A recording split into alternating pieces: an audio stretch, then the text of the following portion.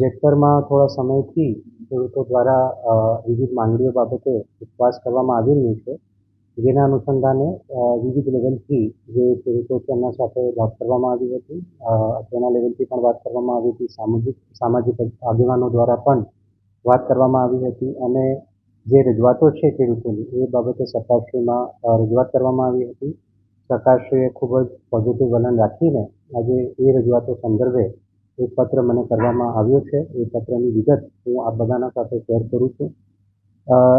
પત્રમાં મને જે સંબોધીને લખવામાં આવ્યું છે એમાં સરકારશ્રી દ્વારા કહેવામાં આવ્યું છે, મોરબી જિલ્લા ખેડૂત સમિતિ દ્વારા વીજળીના થાંભલા ખેતરમાં નાખવા સંદર્ભે ધરણા ચાલી રહ્યા છે. ખેડૂત સંબંધી સમિતિ દ્વારા માનનીય મુખ્યમંત્રીશ્રીને લેખિતમાં આપેલ માંગણીઓના આવેદન સંદર્ભે ખેડૂત સમિતિના સભ્યો અને આગેવાનો સાથે રાજ્ય સરકારની ઉચ્ચ સ્તરીય સમિતિના સદસ્યો સાથે ટેલિફોનિક તથા રૂબરૂ ચર્ચા ખેડૂત સમિતિના સભ્યો અને આગેવાનો સાથે થયેલ છે.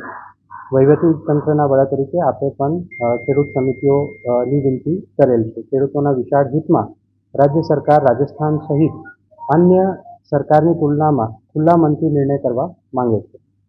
સમિતિના સભ્યશ્રીઓએ ટેલિફોનિક ચર્ચા દરમિયાન વાતચીત થયેલ છે. ટેલિફોનિક બાબતો ટેકનિકલ અને કાયદાકીય હોય જેનો ઉકેલ ચર્ચા વિચારણા અને સંવાદ વગર કોઈ પણ રાજ્ય અને દેશમાં સંભવ નથી. એનાથી આપ સૌ વિદિત છો.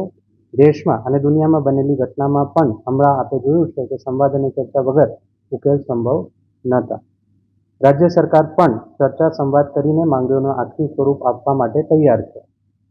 તો ઉપરોક્ત સંદર્ભે રાજ્ય સરકાર વતી ખેડૂત સમિતિ અને આગેવાનોને રાજ્ય સરકારની ઉચ્ચ સ્તરીય સમિતિ સાથે સંવાદ અને ચર્ચા કરવા માટે સરકાર વતી આમંત્રણ પાઠવવામાં આવે છે.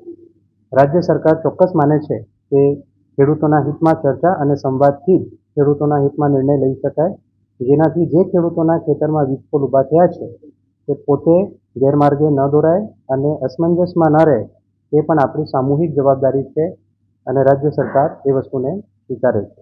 ખેડૂતોના કોઈ પણ જાતનો પ્રશ્ન માટે ધરણા કે અન્ય બાબતમાં પરેશાની ન ભોગવવી પડે તે હેતુથી ખેડૂત સમિતિના સભ્યોને રાજ્ય સરકારની લાગણી અને ચર્ચા માટે બોલાવવા રાજ્ય સરકાર વતી આમંત્રણ પાઠવવા વિનંતી છે. તો આપ તમામ જે ખેડૂત મિત્રો છે એમને પણ હું રાજ્ય સરકાર શ્રી વતી આ જે આપની તમામ માંગણીઓ છે એના માટે ચર્ચા માટે આમંત્રિત કરું છું અને સરકારશ્રી આ તમામ મુદ્દાઓ બાબતે પોઝિટિવ છે એ બાબતમાં આ પત્રમાં પણ ઉલ્લેખ કર્યું છે. રાજસ્થાન સરકાર અને અન્ય સરકારોના પણ જે વિવિધ જીઆર છે આનું પણ ઉલ્લેખ સરકારશ્રીના આ પત્રમાં કરવામાં આવ્યું છે. સરકારશ્રી એક સ્ટેપ આગળ વધીને તમામ ખેડૂતો સાથે વાત કરવા માટે તૈયાર છે. તમામ ખેડૂત મિત્રોને પણ મારી સરકારશ્રી વતી વિનંતી છે, આગ્રહ છે કે આપ લોકો પણ એક સ્ટેપ ભરો અને અહીંયા આવીને સરકારશ્રી સાથે સંવાદ કરો અને જે આપની માંગણીઓ છે ટૂંક સમયમાં એનું નિકાલ આવે એના માટે સરકારશ્રી પૂરતા પ્રયત્નો કરશે. એમાં ચોક્કસથી જે એમની માંગણીઓ છે એના માટે સમય અમે નક્કી કરીશું અને રાજ્ય સરકારશ્રી સાથે જરૂર જણાય તો અહીંયા અથવા ગાંધીનગરમાં જે વાતચીત છે એનું આયોજન કરવામાં આવશે. બિલકુલ એનું જે નિકાલ છે એ વાતચીત અને ચર્ચા કરીને જ આવી શકે છે, પરંતુ તમામ મુદ્દાઓનું ઉલ્લેખ આ પત્રમાં આવી ગયું છે કે આ તમામ મુદ્દાઓ બાબતે સરકાર વિચારણા કરવા માંગે છે. બિલકુલ એ જે ખેડૂતો નું પણ સમય અમે જાણીશું અને સરકારશ્રીનો પણ સમય અમે જાણીશું અને જે પરસ્પર સહમતિનો સમય હોય એ સમયમાં ચર્ચા કરવા માટે સરકારશ્રી તૈયાર. બિલકુલ જે આજે પત્ર મેં આપના સામે રજૂ કર્યું એ પત્ર અમારા પ્રતિનિધિ તરીકે એસડીએમસી મોરબી હાલ જઈને એ પત્ર તમામ ખેડૂતોને મારા વતી આપવાના છે અને એમને આમંત્રિત પણ આ જે ચર્ચા છે એના માટે કરવાના છે. અમે તો ઝડપથી પ્રશ્નનો ત્વરિત નિકાલ આવે એના માટે પ્રયત્નો કરી રહ્યા છે. સરકારશ્રી પણ એમાં એકદમ પોઝિટિવ છે, પરંતુ જેમ આપની સાથે મેં ચર્ચા કરી અને પત્રમાં પણ જેમ ઉલ્લેખ છે કે કોઈ પણ પ્રશ્નનો નિકાલ ઉકેલ ચર્ચાથી જ આવે છે. તો તમામ ખેડૂત મિત્રોને પણ મારી આપના વતી વિનંતી છે, આગ્રહ છે કે આપ તમામ ખેડૂત મિત્રો ચર્ચા માટે સરકારશ્રી પાસે.